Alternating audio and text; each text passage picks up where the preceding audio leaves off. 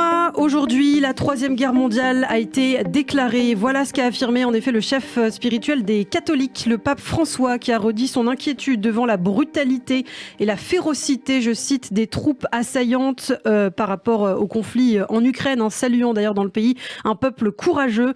En effet, on en parle ce matin, les combats se poursuivent dans le Donbass 112 jours après le début de l'invasion russe en Ukraine. Les autorités ukrainiennes font aujourd'hui état d'un bilan déplorable, terrifiant, causé par la bataille de Severodonetsk notamment.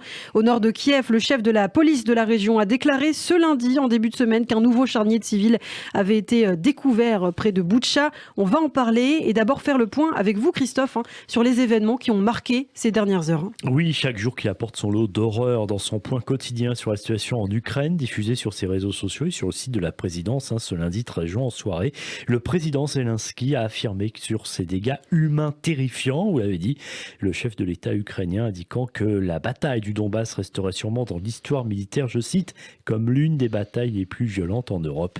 Enfin, le président ukrainien a également renouvelé au cours de son allocution son appel aux Occidentaux à fournir davantage d'armes à l'armée ukrainienne. Et oui, même si les Alliés fournissent déjà des munitions, des pièces détachées et de l'armement léger à Kiev, eh bien, l'Ukraine a épuisé son armement de fabrication russe et soviétique et dépend désormais exclusivement des armes que lui fournissent ses alliés étrangers et notamment l'artillerie occidentale. Et Washington a commencé d'ailleurs il y a quelques semaines à remettre à l'Ukraine de l'équipement lourd comme des obusiers, puis des équipements de pointe comme des lance-roquettes, des pièces d'artillerie de haute précision et d'une portée supérieure à celle de l'armée russe. Mais malgré donc l'aide occidentale, les forces ukrainiennes ont reconnu avoir abandonné le centre de Severodonetsk à la suite, on l'a dit, d'une nouvelle bataille. La prise de cette cité donnerait aujourd'hui à Moscou très clairement le contrôle de la région de Lugansk et lui ouvrirait la route d'une autre grande ville, Kramatorsk, capitale de la région voisine de Donetsk. Forcément une étape indispensable pour conquérir l'intégralité du bassin du Donbass, cette région essentiellement russophone, en partie tenue par les séparatistes pro-russes depuis 2014. Dans le sud de l'Ukraine aussi, les combats font rage avec des combats aériens et des attaques d'hélicoptères russes sur les positions ukrainiennes à Mykolaiv et Kherson. Alors un mot de ces chiffres justement, puisqu'on parle de bilan, le gouverneur de la région de Lugansk, Sergueï Gaïdaï, a indiqué lui que 70 à 80% de la ville de Severodonetsk était désormais occupée par les Russes. Il a également précisé que les 3 ponts qui relient justement Severodonetsk à la ville voisine de Lysychansk ont été détruits. Effectivement, et puis on en parlait à l'instant, on l'a appris lundi, ce nouveau charnier de civils découvert près de Boutcha, village de Vorzay, plus précisément à moins de 10 km. Le premier avait été découvert, souvenez-vous, en avril dernier.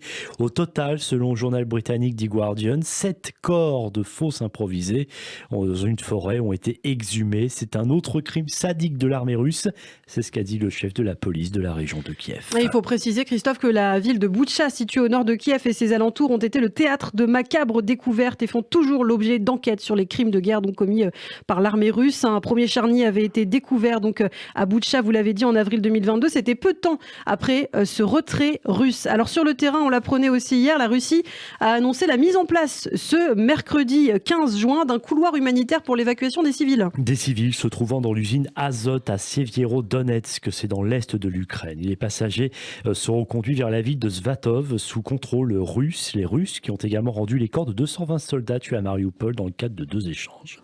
Sur le plan diplomatique, on peut aussi noter ce refroidissement des relations entre Moscou et Londres. En effet, la Russie a annoncé hier qu'elle interdisait l'entrée sur son territoire à 49 citoyens britanniques. Et parmi eux, des journalistes, des représentants du secteur de la défense. Des journalistes et responsables de la BBC, du Guardian ou encore de la chaîne Sky News, ils ne sont plus autorisés à entrer en Fédération de Russie. C'est ce qu'a déclaré le ministre russe des Affaires étrangères dans un communiqué. En cause, le Kremlin les accuse de propager de fausses informations au sujet du conflit en Ukraine.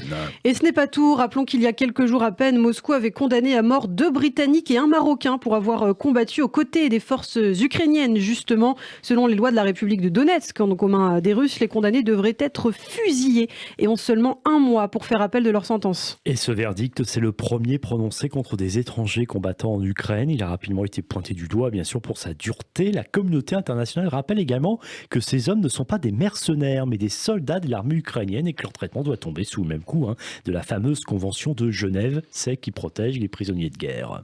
Et si Moscou s'est dit prête à écouter Londres en ce qui concerne donc les 2 Britanniques condamnés, pour l'instant, aucune concession n'a été faite du côté russe. Par ailleurs, la Russie a été, elle, condamnée pour violation de la Cour européenne des droits de l'homme, l'organisation internationale qui a effectivement jugé hier que la loi russe de 2012 sur les agents étrangers violait la Convention européenne. Alors, de quoi s'agit-il ? Concrètement, il s'agit d'une loi qui conduit à la dissolution, à la liquidation de nombreuses ONG, évidemment des ONG critiques de la guerre ou encore de la torture pratiquée par la Russie. Tout à fait saisi par 73 ONG russes, dont Memorial, principale organisation de défense des droits fondamentaux en Russie. La Cour a condamné Moscou à plus d'1 million d'euros de dommages et intérêts. Et toujours sur la scène internationale, on l'évoquait aussi à l'instant dans le journal, ce voyage d'Emmanuel Macron, le président français, en Roumanie. Il est arrivé donc pour saluer les 500 soldats français qui sont déployés sur une base de l'OTAN depuis l'invasion de l'Ukraine, avant une visite de soutien à la Moldavie et un possible déplacement à Kiev. Et hier, le ministre français chargé de l'Europe, Clément Beaune, a estimé que l'Union européenne devait être ouverte à la demande de candidature de l'Ukraine à quelques jours de l'avis que doit justement rendre la Commission européenne sur cette question. On parle de l'Union européenne, il faut évoquer ce qui se passe aussi en Israël par rapport à l'Ukraine. On l'annonçait hier, la présidente de la Commission européenne, Ursula von der Leyen, et le Premier ministre italien Mario Draghi ont entamé des entretiens séparés donc dès lundi cette semaine avec des responsables en Israël au début de visites axées sur la coopération énergétique, toujours sur fond de guerre en Ukraine. Et en effet, Israël qui travaille d'arrache-pied, Yana, pour pouvoir exporter une partie de ses ressources gazières en mer vers l'Europe, qui cherche à remplacer les achats de combustibles fossiles russes depuis l'invasion de l'Ukraine et les sanctions contre le régime du président russe Vladimir Poutine. Et face au chantage gazier de Moscou, les États de l'Union se tournent donc vers Jérusalem et souhaitent renforcer leur coopération énergétique avec l'État juif et avec aussi l'Égypte, qui est absolument. un petit peu qui essaye de relier les deux parties. D'ailleurs, aujourd'hui, la ministre israélienne de l'énergie sera au Caire pour rencontrer le président égyptien. Le Kremlin a utilisé notre dépendance aux énergies fossiles russes pour nous faire du chantage. Voilà précisément ce qu'a déclaré hier la présidente de la Commission européenne lors d'un discours à l'université Ben Gurion du Negev, donc dans le sud d'Israël. Depuis le début de la guerre en Ukraine, la Russie a délibérément coupé ses approvisionnements de gaz à la Pologne, la Bulgarie et la Finlande, à des entreprises néerlandaises et danoises en représailles donc à notre soutien au pays. Concrètement, aujourd'hui, Christophe, la balle est dans le camp d'Israël. Oui, clairement, Israël est entré dans le cercle des pays producteurs et exportateur de gaz après la découverte, il y a une dizaine d'années, de plusieurs réservoirs gaziers au large de ses côtes en Méditerranée, avec des réserves chiffrées tout de même à 1000 milliards de mètres cubes. Toutefois, 2 problèmes de taille se posent pour Israël. D'abord, l'absence de gazoduc pour relier ses plateformes de forage en Méditerranée aux marches du sud de l'Europe, et puis aussi un différend avec le Liban voisin sur la délimitation d'une partie de sa zone de droit exclusif. Voilà ce qu'on pouvait dire donc sur la situation en Ukraine ce matin, les combats qui se poursuivent. Merci Christophe pour ces précisions. On suivra évidemment la situation, toujours ce qui se passe en Ukraine et les tractations internationales, les tractations diplomatiques. Vous restez avec nous ce matin, nous sommes ensemble jusqu'à 9h.